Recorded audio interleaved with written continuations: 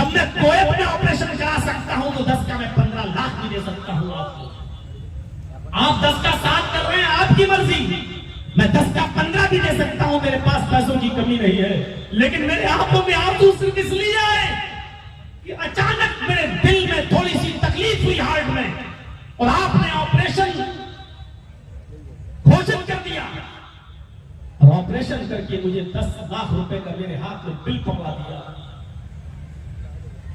आपने मेरे हार्ट को 10 मिनट के लिए संभाला, ऑपरेशन करके 10 लाख का हार्ट, 10 लाख का बिल भी मेरे हाथ में दे दिया। मैं उस रब का कैसे शुक्रिया अदा करूं जो 80 साल तक मेरे दिल की हिफाजत करता रहा, मेरे हार्ट को संभाले रखा, मेरे हार्ट की हिफाजत करता रहा, और आज तक उसने अपना कोई बिल मुझे नहीं दिया कि एक ऐसा बिल हमें दो, इतना ये दो, इतना वो दो। आज तक मेरे रब ने मुझसे बिल नहीं मांगा। और अफसोस इस बात का है कि मेरी पूरी जिंदगी उसी की नाफरमानी में गुजर गई। अफसोस इस बात का है कि मेरी पूरी जिंदगी उसी की नाशुक्री में गुजर गई। आज आपने 10 मिनट के लिए मेरा हार्ट क्या संभाल लिया कि इतना बड़ा बिल आपने मेरे हाथ में दे दिया, और जिसने 80 साल तक मेरे हार्ट को संभाला। गौर करो, ये मिसालें इसलिए दी जाती हैं ताकि हमारे जहन में घुस जाएं और इबरत लें, इबरत लें। मिसालों से भी इबरत ली जाती है। हमीदुद्दीन का नाम सुना होगा आपने,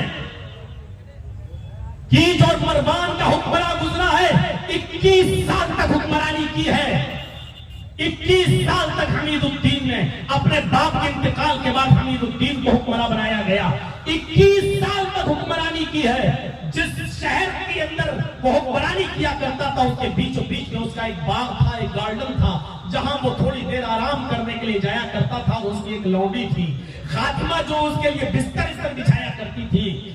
उसको मालूम था कि मेरे मालिक हमीदुद्दीन के आने का वक्त हो रहा है। वो बिस्तर लगा दिया करती थी, और उस बाग में पानी वानी मारा करती थी, उस बाग की देखभाल किया करती थी उसकी लौंडी। एक दिन उसने बिस्तर बिछाया अपने मालिक का, हुक्मरान का, हमीदुद्दीन के लिए। उसने अपना बादशाह का बिस्तर बिछाया। उसने सोचा कि थोड़ी देर जरा इस बिस्तर पर मैं भी लेट कर देख लूं कि अमीरों के बिस्तर कैसे होते हैं, बादशाहों का बिस्तर कैसा होता है। जैसे ही उसकी लौंडी उस बिस्तर के ऊपर लेटी, लेटते ही उसको नींद आ गई, क्योंकि इतना नर्म और नाजुक बिस्तर उसने पहली बार देखा था। जैसे वो उसके ऊपर लेटी थी, उसको नींद आ गई। इतने में बादशाह अपने घुड़सवारों के साथ हमीदुद्दीन बाग में अंदर दाखिल हो गया। उसने अपनी लौंडी को जैसे ही लेटा हुआ देखा, उसने कोड़ा उठाया और इतनी जोर से कोड़ा अपनी लौंडी को मारा कि वो तिलमिला गई और खड़ी होकर अपनी ओढ़नी को संभालती और सीधे खड़ी हो जाती है।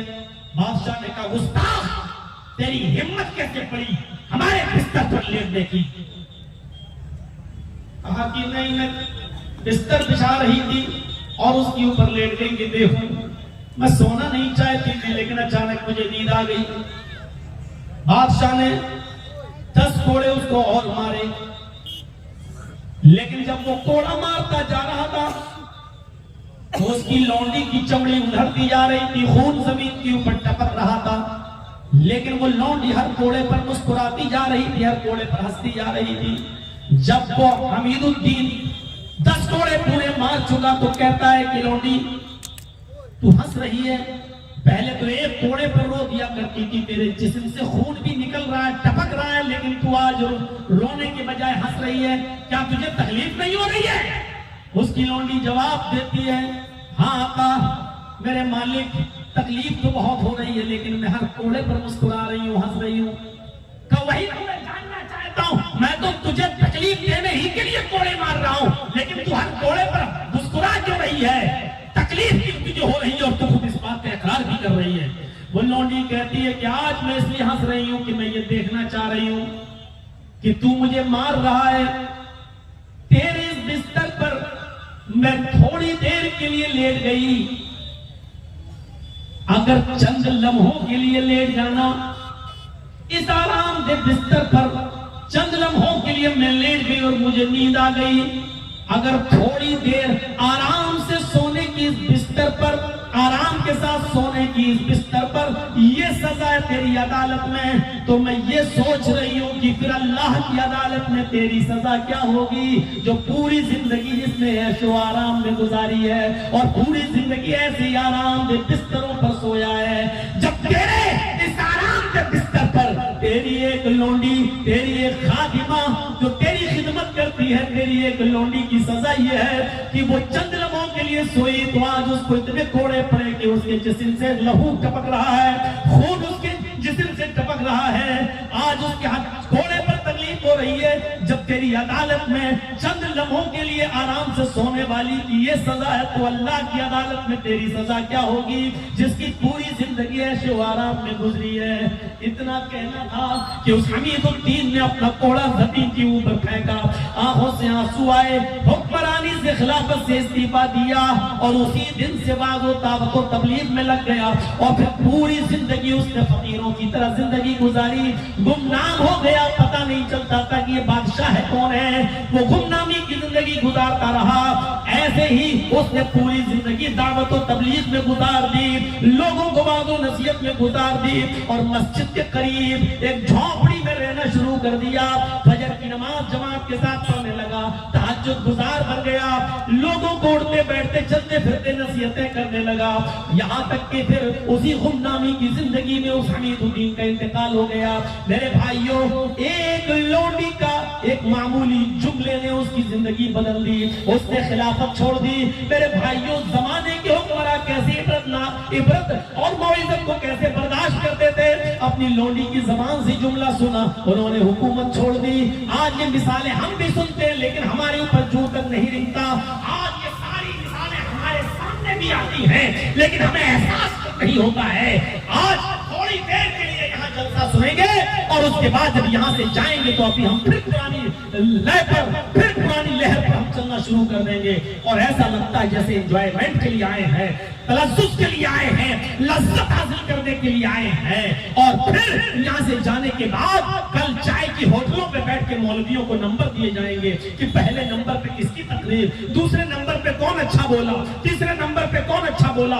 ये पहली जलसा है कि यूनिवर्सिटी वो यूनिवर्सिटी है जहां पढ़े लिखे आलिमों को जाहिल आवाम नंबर देती है, ये उनके मुकद्दर के फैसले करती है, अच्छी बुरी तकरीरों के फैसले और उसका नंबर और रिजल्ट ये जाहिल आवाम तैयार करती है। ये मौलवियों का इम्तिहान और मौलवियों को फेल और पास, इसका हथकंडा आज हम जैसे जलसे वालों ने आवाम के हाथों में दे रखा है। और हमारी तकरीरों के फैसले, हमारे जलसों के फैसले, किताब और सुन्नत को सुनाने के फैसले आज जाहिल आवाम करती है कि पहले नंबर पे ये बोला, दूसरे नंबर पे ये बोला और तीसरे नंबर पे ये। एक अखाड़ा सा बन गया है, एक दंगल सा बन गया है ये जलसा, जहां जाहिल मौलवियों को नंबर दें, आलिमों को पास करें कि पहले नंबर पे फला और दूसरे नंबर पे फला। मेरे भाइयों, इससे बड़ा हम उलमा के लिए क्या मकाम होगा और उलमा की इससे ज्यादा बदनसीबी हमारी और क्या होगी कि हमें नंबर आप जैसे लोग दें, फेल और पास आप जैसे लोग करें। इससे ज्यादा हमारे लिए शर्म की बात और क्या होगी। लेकिन चलो, चल रहा है, चलने दो। मेरे भाइयों, ये नंबरों की ड्यूटी आपकी है, आप दीजिए, लेकिन एहसास पैदा कीजिए आप अपने अंदर। जो मैंने बताया उसमें कितनी सच्चाई है। हमीदुद्दीन एक झटके में भूल गया, हुकूमत छोड़ दी, खिलाफत छोड़ दी, बादशाही छोड़ दी, बाज़ो तबलीग में उसने पूरी जिंदगी गुजारी और गुमनामी की मौत मर गया, इंतकाल फरमा गया। हमारी जिंदगियों में इंकलाब क्यों नहीं आता है? हमारी जिंदगियों में इंसाफ और अदल पैदा क्यों नहीं होता है? एक बात हो, क्यों इंसाफ नहीं करते हो अपनी औलाद के साथ? बेटियां हैं, क्यों उनको अपनी विरासत में से हिस्सा नहीं देते हो? क्यों कहते हो कि दहेज दे तो दिया है, अब बेटी हमारी विरासत में से हकदार नहीं है, क्यों मना करते हो? बेटों को, ये बड़ा बेटा मेरी ज्यादा खिदमत करता है, इसको आप ज्यादा जमीन देंगे, इसने हमारी देखरेख कम करी है, उसको हम कम देंगे। आपको ये पावर और ये हक, ये अथॉरिटी किसने दी है? क्या हमें और आपको मरना नहीं है? मेरे भाइयों, जब मौत आना है तो कम से कम सोचो कि हमें कल कयामत के दिन जवाब क्या है। कुछ नहीं है ये जिंदगी, बहुत कम है। अब तो लोग 70-80 साल भी नहीं जिंदा रह पा रहे हैं, 60 और 70 के बीच में चले जाते हैं। मेरे भाइयों, हम और आप जरा गौर करें कि अपनी जिंदगी के कितने दिन गुजार चुके हैं, कितने बाकी रह गए हैं। हम और ये जमीन खा गई आसमान कैसे कैसे। जरा चंद साल पहले की जिंदगी पर नजर डाल लो, कोरोना वाली जिंदगी पर नजर डाल लो, कितने बड़े बड़े उलमा इस धरती से चले गए और इसी जमीन के किसी कोने में और किसी टुकड़े पर वो दफन है। उनकी जिंदगियों पे नजर डालो, अपने रिश्तेदारों की जिंदगियों पे नजर डालो, जिनकी कल तूतियां बोलती थी आज वो कब्र के अंदर दफन है। जाओ देखो, आज उनके लिए दुआ करना पड़ रहा है। अस्सलामु अलैकुम या अहलल दियार, अस्सलामु अलैकुम या अहलल कुबूर। जो कल हमसे सलाम किया करते थे आज हमें उनके लिए सलामती की दुआ करना पड़ रही है। मेरे भाइयों, हमारे और आपके साथ भी यही हाल होना है। कोई नहीं बचेगा इस दुनिया से। जब आए हमें जाना है, आखिरी स्टॉप वही है, लास्ट स्टेशन वही है, हमारा और आपका मेन मकान वही है और उसी में हमें और आपको दफन होना है। और दफन भी ऐसा नहीं, अल्लाह के नबी सल्लल्लाहु अलैहि वसल्लम ने फरमाया, अगर मुझे ये खौफ ना होता, अगर मुझे ये डर ना होता कि तुम मुर्दों को दफनाना छोड़ दोगे, अगर मुझे ये डर ना होता कि तुम अपने मुर्दों को कब्र में दफनाना छोड़ दोगे, तो जो अज़ाब अल्लाह ताला इस कब्र के अंदर मैयत को हो रहा है, जो मुझे सुना रहा है, मैं अल्लाह से दुआ करता वो तुम्हें कब्र का अज़ाब सुना देता, वो तुम्हें इन मुर्दों की चीखों पुकार सुना देता। लेकिन अगर मैं दुआ करके कब्र का अज़ाब तुम्हें सुनवा दूं, तुम्हें दिखवा दूं, तो मुझे डर है इस बात का कि कल तुम कहीं अपने मुर्दों को कब्र में दफन करना न छोड़ दो, कहीं तुम कब्र में अपने मुर्दों को ले जाना न छोड़ दो। मेरे भाइयों, ये वो हालात है जो अल्लाह के नबी ने अपनी ज़बान से बयान किए हैं। हम सोचें कि उस कब्र में हमें और आपको भी जाना है, उस कब्र के अंदर हमें और आपको भी जाना है। उस कब्र में वही हमारा असल, उसी के हम मालिक हैं, उसी के हम मालिक हैं। वो 2 गज जमीन हमसे कोई नहीं छीन सकता है, वही हमारी मिल्कियत है। ये बड़ी बड़ी बिल्डिंगें आज आप हैं, कल आपके हाथ में नहीं रहेगी, कल आपके हाथ में नहीं रहेगी, कल दूसरे इनके मालिक बन जाएंगे, परसों कोई और इनका मालिक होगा। हम जिस जमीन के टुकड़े के मालिक हैं वो वही है 2 गज जमीन, जो हमसे कोई नहीं छीन सकता है, वो हमें मिलकर रहेगी। मरने के बाद भी उस पर हमारा हक है, बल्कि असल हक मरने के बाद ही है उस पर हमारा। मेरे भाइयों, उस जमीन के हम मालिक हैं और उस जमीन को हमें हर हाल में पाना ही है। उस जमीन में जाने के लिए तैयारी करो। साहब, कौन ऐसा है कि जो ये कह सके कि हम बच जाएंगे? लेकिन मौत को कामयाब बनाइए। मौत मोमिन की निगाह में क्या होती है? अभी किसी को परेशानी हुई, एकदम भागने वाले, एकदम लोग जल्दी ले चलो, जल्दी हॉस्पिटल। लेकिन मौत तो वो है कि मरने वाला जब ये देख ले कि अब मेरे मरने का वक्त करीब आ गया है, तो उसके चेहरे पर मुस्कुराहट हो, खुशी हो। मौत को करीब देखकर, मौत को करीब जानकर जिसके चेहरे पर मुस्कुराहट है, ये मोमिन की निशानी, ये मोमिन की अलामत है। और दलीलें अभी मैं आपको दूंगा, वाकयात अभी आपके सामने रखूंगा।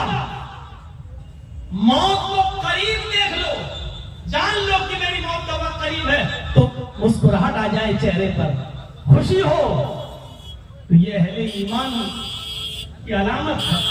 क्यों? क्योंकि वो जानता है कि अब 3rd क्लास से 1st क्लास की तरफ मुझे जाना है। अब इस गिरी हुई जिंदगी से अफजल जिंदगी की तरफ हमें जाना है। रब से मेरी मुलाकात का वक्त करीब है।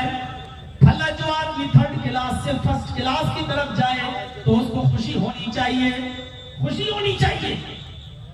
हज़रत फातिमा रज़ियल्लाहु ताला अन्हा का वाक़या आपको मालूम होगा कि जब वो अल्लाह के नबी सल्लल्लाहु अलैहि वसल्लम से फरमा रही थी, वाह करबा अबा, हाय मेरे अब्बू की तकलीफ, तो अल्लाह के नबी ने उनको पकड़ा और उनकी पेशानी का बोसा लिया और उनसे फरमाया, फातिमा रोते नहीं, आंखों में आंसू मत लाओ, आज के बाद तुम्हारे बाप को कभी इतनी तकलीफ नहीं होगी, आज के बाद कभी तुम्हारे बाप को इतनी परेशानी नहीं होगी। यानी आपने इशारा कर दिया, आए फातिमा, जिब्राइल अलैहिस्सलातु वस्सलाम ने खबर दे दी कि आज मेरी जिंदगी का आखिरी दिन है, अब मैं आज अल्लाह को प्यारा हो जाऊंगा, आज के बाद तुम्हारे बाप को कभी इतनी तकलीफ नहीं होगी।